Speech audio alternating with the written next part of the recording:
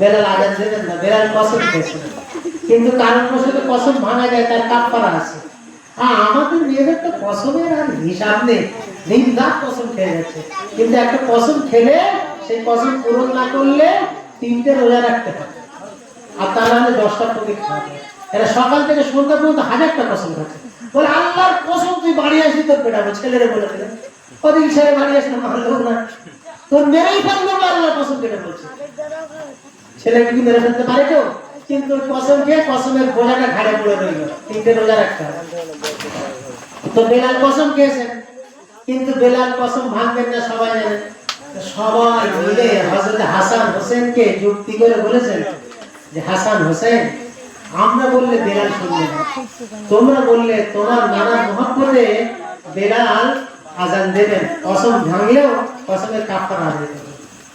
হযরত বেলাল রাদিয়াল্লাহু তাআলা আনহু মসজিদে নববীতে এসেছেন, হাসান হোসেন গিয়েছেন, বলছেন চাচা যান একটা আবদার করবো। বলে কি আবদার বলো?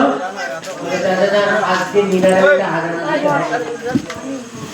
হযরত বেলাল কেঁদে ফেলেছেন, হাসান আর হোসেনকে বুকের মধ্যে জড়িয়ে ধরেছেন, বলছেন বেটা রে, আমি কসম খেয়েছিলাম আমি আজান দেবো না, তোরা আমার নবীর নাতি, তোদেরকে আমি বড্ড ভালোবাসি, তোরা যখন বলেছিস আমি কসম ভেঙে নিয়ে আমি মিনারে আজান দেবো।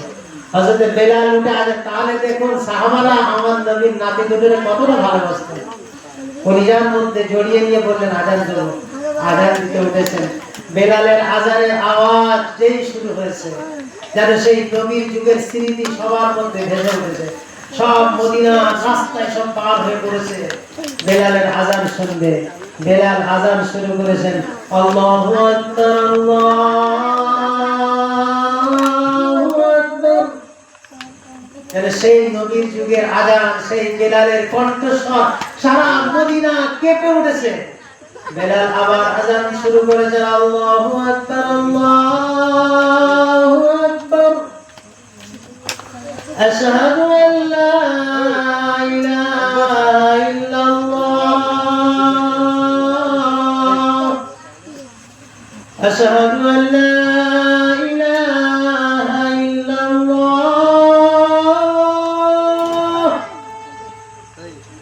আশহাদু আন্না মুহাম্মাদার রাসূলুল্লাহ। বেলাল যে আশহাদু আন্না মুহাম্মাদার রাসূলুল্লাহ বলতেন, মুহাম্মদ নাম উচ্চারণ করার সঙ্গে সঙ্গে বেলাল ডুব রেখে দিয়েছে। জয়ীফ হলেও বর্ণনায় আছে যে বেলাল ওই মেম্বার থেকে বেহুশ হয়ে পড়েছে এবং তার নাক দিয়ে মুখ দিয়ে রক্ত উঠতে উঠতে বেলাল শহীদ হয়ে গেছে। মেরে মুহতারাম দোস্ত বুজুর্গ, আজ মুহাম্মদের নাম হলো তো সেটা, আজকে সেই সব ছেড়ে দিয়ে নবীর স্মরণ নেই, নবীর আলোচনা নেই, নবীর মহব্বত দিলে নেই।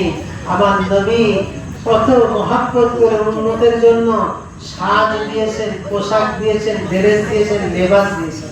নবীর দেওয়া ড্রেস নেই, নবীর দেওয়া পোশাক নেই, নবীর দেওয়া সাজ নেই, জবানে শাড়ি নেই, আবার বলে আমরা হাই হোসেন হয়েছি। বড় দুঃখের বিষয়, এই ঘন্টাও নিয়ে, এই ধোঁকাবাজি নিয়ে দুনিয়ায় কার্যকারী করা যায়, আল্লাহর কাছে ভাগ পাওয়া যাবে না। আল্লাহ আমাদেরকে হেদায়েত করুন, সকলে বলে আমিন, আল্লাহুম্মা আমিন।